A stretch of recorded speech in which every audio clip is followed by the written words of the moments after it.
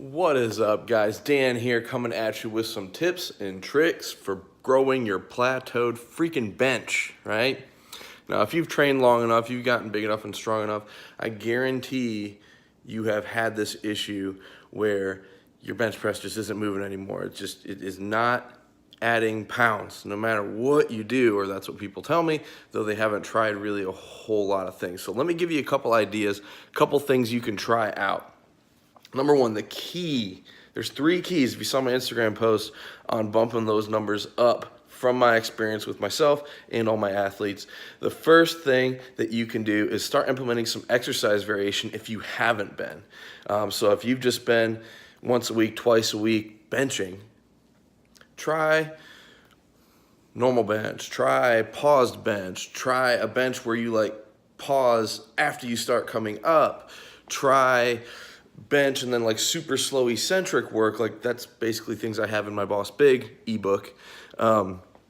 Try close grip, try wide grip, try single arm dumbbell presses, try dumbbell presses, do some incline presses, do some decline presses. If you have a weak chest or you have a hard time keeping the bar here instead of down here, decline teaches pretty good positioning for that.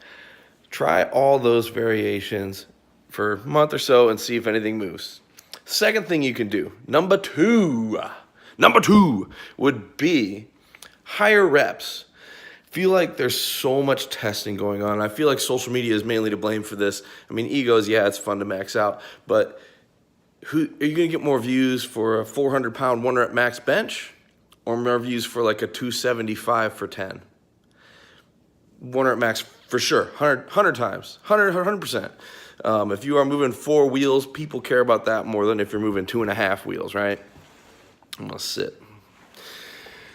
So what I recommend for this is if you're someone, now if you've been someone doing higher reps, maybe you should go heavier. But typically when you're stuck, it's because you've been going heavy quite a bit is one of the contributing factors. So get into reps out of the 3s, man. Start hitting some 6s, start hitting some 8s, start hitting some 10s, start hitting some 12s, start hitting some volume to put some mass on your body, because that does 2 things. Plus, so first, a bigger muscle has more potential contraction power, right? It just does. Show me someone who benches a shit ton of weight and doesn't have big shoulders, chest, and arms. It just doesn't happen. Maybe arms, kind of depending on their technique. You got to build some mass. Secondly, when you are building mass, your range of motion gets a little shorter. Yeah, that's gonna help, right? Partial range of motion is easier than full range of motion on most things. And the third thing is higher frequency. So this doesn't mean you make squealy girly noises while you're benching. It means you do it more often. So if you're benching, if you have a split where you're doing like, say you're training more bodybuilding, so you're doing like a chest and tricep day, a back and bicep day, maybe on your back and bicep day, throw a couple sets of 8 in on bench. Maybe on your leg day, when you're done with legs, go hit a 10 rep max on bench press. You know, as long as you have a day or so, I mean, you don't even have to have a day or so between, but to start, I would say just make sure you have a day between bench workouts to give you time to recover. But that being said, I've seen great stuff work where people are benching like 3 or 4 days a week if they're not crazy strong already.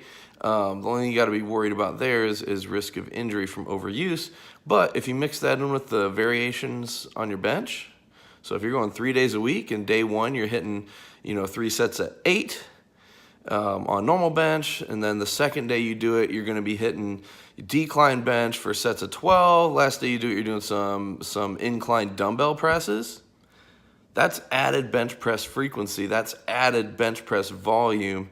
And as long as you're eating to grow and eating to get stronger, all that should work. If this video has helped you, you're welcome. Make sure you check out my Instagram if you're just stumbling upon here, strongman_Dan, for more quick tips and tricks, and then I break them down bigger in the YouTube video. Also, hit up thejackginger.com. That is my website. That is where you can sign up for programming, because I'm telling you, I can freaking program PRs. I got people losing 50 pounds and hitting PRs in powerlifting meets. I got people putting 100 pounds on their squat. I got people putting 50 pounds on their bench. I got people going from 220 down to 180 pounds in like 4 months and staying freaking jacked. I got people as big as 400 pounds cutting down, just trying to get their life back. If you need help in the fitness, nutrition space, and lifting space, that is where you want to go, thejackginger.com, and hit me up.